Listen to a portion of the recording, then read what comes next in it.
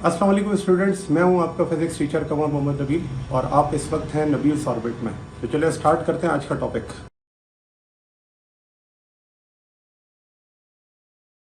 देखिए, ये तो बात हो गई इलेक्ट्रिक पोटेंशियल की कि वो अमाउंट ऑफ वर्क जो किसी चार्ज को इन्फिनिटी से कहां लाने के लिए किया जाता है, फील्ड के अंदर। लेकिन what about the charge which is in already in the field? वो चार्ज जो कि पहले से ही फील्ड में मौजूद है, उसके बारे में क्या है? तो फिर वहां पर हम इलेक्ट्रिक पोटेंशियल नहीं, बल्कि अब हम इलेक्ट्रिक पोटेंशियल डिफरेंस के बारे में पढ़ते हैं। Electric potential difference, delta V. अब यहां पर क्या है? दो पॉइंट्स है। एक पॉइंट है ए, एक पॉइंट है बी। एक पॉइंट का पोटेंशियल है वी ए, एक पॉइंट का पोटेंशियल है वी बी। अगर मैंने एक चार्ज को बी से कहां लेकर जाना हो, ए पर, तो आप जानते हैं ना, पॉजिटिव पॉजिटिव रिपेल करता है। तो इसका मतलब बी से ए पर ले जाने के लिए इस चार्ज को मुझे क्या करना पड़ेगा? Work done. और इनके दरमियान में जब देखा जाएगा कि एक हायर पोटेंशियल है, एक लोअर पोटेंशियल है, तो उन दोनों का डिफरेंस क्या होगा? इसे हम कहेंगे इलेक्ट्रिक पोटेंशियल डिफरेंस। इसकी डेफिनेशन क्या होगी? तो देखें, इसको मैं इस तरह से लिख सकता हूं, ये वो अमाउंट ऑफ वर्क है जो किसी यूनिट चार्ज पर किया जाएगा। वर्क डन, और वर्क डन क्या है? Stored energy. Work done, stored energy, energy per unit charge, per unit charge in moving in moving it between moving it between any two points, any two points in an electric field, in an electric field. ठीक है। तो अब आप ये देख लें कि यहां पर इलेक्ट्रिक पोटेंशियल में मैंने ये दो पॉइंट चूज किए हुए हैं, जैसा कि मैंने आपको कल बताया था कि पॉइंट ए और पॉइंट बी। अब आप यहां पर जानते हैं कि किस पॉइंट का पोटेंशियल ज्यादा होगा। तो वी ए का पोटेंशियल वी बी से क्या होगा? ज्यादा। और ये बात हमें कैसे पता चली? ये बात हमें इस तरह पता चली क्योंकि पोटेंशियल के लिए जितना ज्यादा वर्क डन करना होता है, उतना ज्यादा पोटेंशियल होता है। तो इस पॉजिटिव चार्ज को ए पर लाने के लिए ज्यादा वर्क होगा एज कंपेयर टू बी। इसी वजह से हम कहेंगे कि वी ए का पोटेंशियल वी बी से क्या ज्यादा। और ये बात हमने पढ़ी है पॉजिटिव पोटेंशियल में कि डिस्टेंस के बढ़ने से पोटेंशियल कम होता है। तो इसका मतलब बी पॉइंट का डिस्टेंस ज्यादा है, ए पॉइंट का कम है। तो जब बी पॉइंट का डिस्टेंस ज्यादा है तो उसका पोटेंशियल क्या होगा? कम होगा। याद रखें कि ये काम जब हम करेंगे वर्क डन, तो वो वर्क डन दो कंडीशंस पर होगा। एक अगेंस्ट द इलेक्ट्रिक फील्ड। जैसे हम अगेंस्ट द ग्रेविटेशनल फील्ड करते थे ना, तो यहां पर हम पढ़ेंगे अगेंस्ट द इलेक्ट्रिक फील्ड। तो एक तो ये कंडीशन है जिस कंडीशन पर आप इलेक्ट्रिक पोटेंशियल की बात करते हैं। और दूसरी बात जो मैंने आपको बताई थी वो था इलेक्ट्रोस्टैटिक इक्विलिब्रियम, कि जब आप इस चार्ज के ऊपर वर्क करेंगे तो उसके अंदर क्या होना चाहिए? उसके अंदर इक्विलिब्रियम होना चाहिए, इलेक्ट्रोस्टैटिक इक्विलिब्रियम। और इलेक्ट्रोस्टैटिक इक्विलिब्रियम में जो नेट फोर्स होगी वो क्या होगी? जीरो होगी। तो ये दो कंडीशंस पर हम क्या करते हैं? इलेक्ट्रिक पोटेंशियल डिफरेंस को कैलकुलेट करते हैं। अब इसका मैथमेटिकल रिलेशन अगर देखें, तो वो मैथमेटिकल रिलेशन किस तरह लिखा जाएगा? तो देखें, वो उस तरह से हम लिखते हैं कि इलेक्ट्रिक पोटेंशियल डिफरेंस को हम लिखते हैं डेल्टा वी से। डेल्टा वी क्या है? Final minus initial. यानी दो पॉइंट्स थे मेरे पास, तो फाइनल था ए और इनिशियल था बी। तो यहाँ पर डेल्टा वी को मैं क्या लिख सकता हूँ? Work upon charge. और मैंने आपको कहा है कि जब ये वर्क किया जाता है तो वो वर्क उसके अंदर क्या हो जाता है? स्टोर। और उस स्टोर्ड एनर्जी को हम कहते हैं इलास्टिक इलेक्ट्रिक पोटेंशियल एनर्जी। तो इसका मतलब इस डेल्टा वी को मैं इस तरह भी लिख सकता हूँ, यू अपॉन क्यू। अब यहां पर ये यू जो है, इस यू को हम पोटेंशियल एनर्जी भी कह सकते हैं और इस यू को हम काइनेटिक एनर्जी भी कह सकते हैं। दोनों की सिचुएशन डिफरेंट है। कैसे? देखो, जैसे अगर मैं कहता हूं कि कोई चार्ज इलेक्ट्रिक फील्ड को फॉलो कर रहा है, ये है इलेक्ट्रिक फील्ड जो कि मैंने ग्रीन लाइन से ड्रॉ की है। तो इलेक्ट्रिक फील्ड की डायरेक्शन होती है पॉजिटिव से नेगेटिव। तो अब अगर कोई चार्ज इस फील्ड लाइन को फॉलो करे, तो फील्ड लाइन को फॉलो करते हुए क्या होगा? उसकी काइनेटिक एनर्जी बढ़ेगी। ठीक है। और जबकि यही पॉजिटिव चार्ज अगर अगेंस्ट द फील्ड मूव करेगा तो कौन सी एनर्जी बढ़ेगी? पोटेंशियल। इसका मतलब ये जो डेल्टा वी है, यहाँ पर ये जो U आपके पास है ये पोटेंशियल भी हो सकता है, काइनेटिक भी, डिपेंड करता है कि चार्ज इन द फील्ड है या अगेंस्ट द फील्ड है। ठीक है, तो ये बात याद रखिएगा, ये U हमेशा पोटेंशियल नहीं होगा, ये काइनेटिक भी हो सकता है।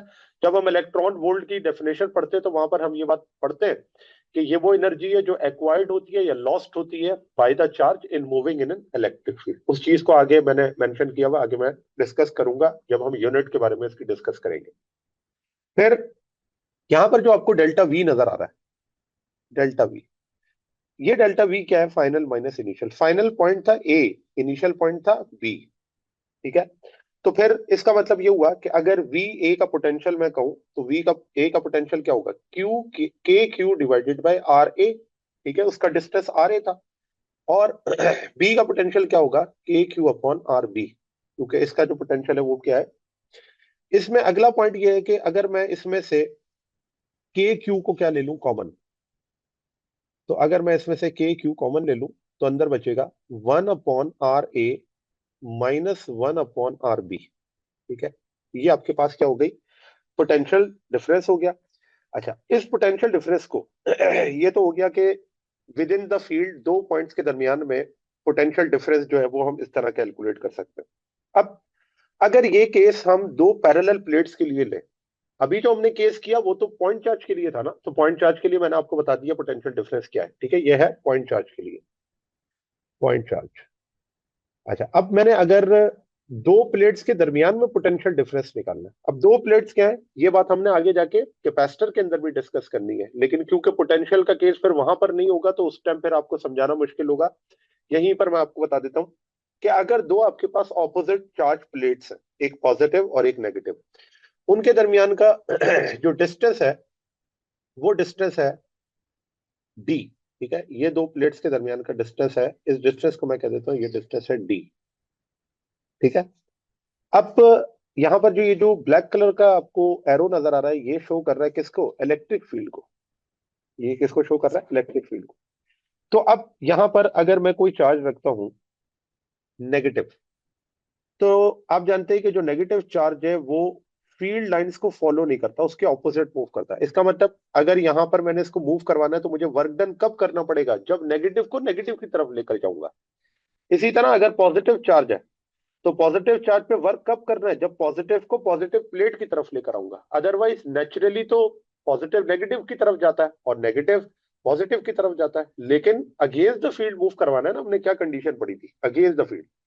अब यहां पर अगर आपने इसका पोटेंशियल निकालना है तो वो पोटेंशियल डिफरेंस इस दो पैरेलल प्लेट्स के लिए क्या होगा? तो देखिए उसके लिए हम लिखते हैं for two parallel opposite charge plates, parallel opposite charge plates. तो इसमें अगर मैं पोटेंशियल डिफरेंस निकालूं दो प्लेट्स के दरमियान में तो वो क्या होगा? तो उसे हम लिखेंगे delta V is equals to minus E D. ठीक है ना, डी क्या है? डिस्टेंस है, और ई क्या है? इलेक्ट्रिक फील्ड है।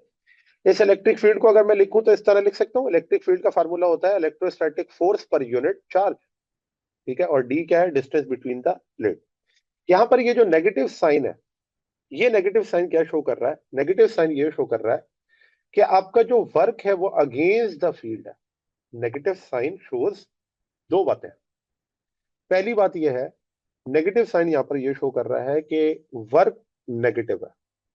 और वर्क नेगेटिव कब होता है? जब फोर्स और डिस्प्लेसमेंट एक दूसरे के क्या होते हैं? ऑपोजिट होते हैं। अब जैसा कि पॉजिटिव चार्ज की अगर मैं बात करूं तो positive charge naturally electrostatic force की वजह से कहां जाना चाहता है? नेगेटिव के पास। लेकिन जब आप उसको फोर्स लगा के कहां लेके जा रहे हैं? पॉजिटिव के पास। तो डिस्प्लेसमेंट और इलेक्ट्रोस्टैटिक फोर्स के दरमियान एंगल देख रहे हैं 180 डिग्री है, और 180 डिग्री पे वर्क क्या होता है? नेगेटिव होता है। दूसरा, ये नेगेटिव साइन क्या शो कर रहा है? ये नेगेटिव साइन शो कर रहा है अगेंस्ट द इलेक्ट्रिक फील्ड। जो वर्क है वो अगेंस्ट द इलेक्ट्रिक फील्ड है।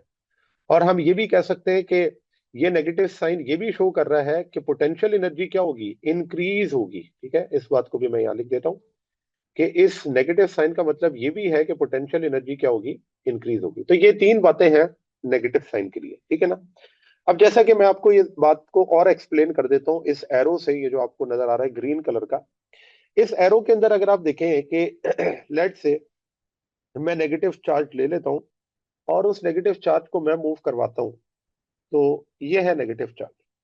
अब इस नेगेटिव चार्ज को अगर देखा जाए तो ये नेचुरली किस तरफ मूव कर रहा है? नेचुरली नेगेटिव मूव करता है इलेक्ट्रोस्टैटिक फोर्स की वजह से पॉजिटिव की तरफ।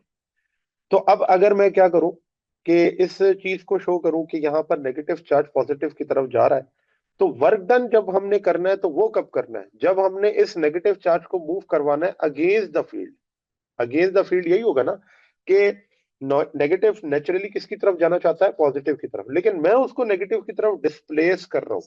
तो इलेक्ट्रोस्टैटिक फोर्स की डायरेक्शन और डिस्प्लेसमेंट की डायरेक्शन दोनों क्या है? ऑपोजिट है। और इस केस में जो वर्क होगा वो होगा नेगेटिव। और जब वर्क नेगेटिव होता है तो हमने ग्रेविटेशनल पोटेंशियल में भी ये बात पढ़ी है कि पोटेंशियल एनर्जी क्या होती है? इंक्रीज होती है, क्योंकि वो वर्क उस चार्ज के अंदर स्टोर हो जाता है और इस स्टोर्ड एनर्जी को हम कहते हैं इलेक्ट्रिक पोटेंशियल एनर्जी। जबकि अगर मैं इस नेगेटिव चार्ज को इसी तरह से रहने दूं कि ये पॉजिटिव के पास अपने आप जाए, तो देखें अगर इलेक्ट्रोस्टैटिक फोर्स जिस डायरेक्शन में उसी डायरेक्शन में डिस्प्लेसमेंट हो, तो आप जानते हैं इस केस के अंदर जो वर्क होता है वो क्या होता है? पॉजिटिव। और पॉजिटिव वर्क के अंदर पोटेंशियल एनर्जी क्या होती है? डिक्रीज होती है।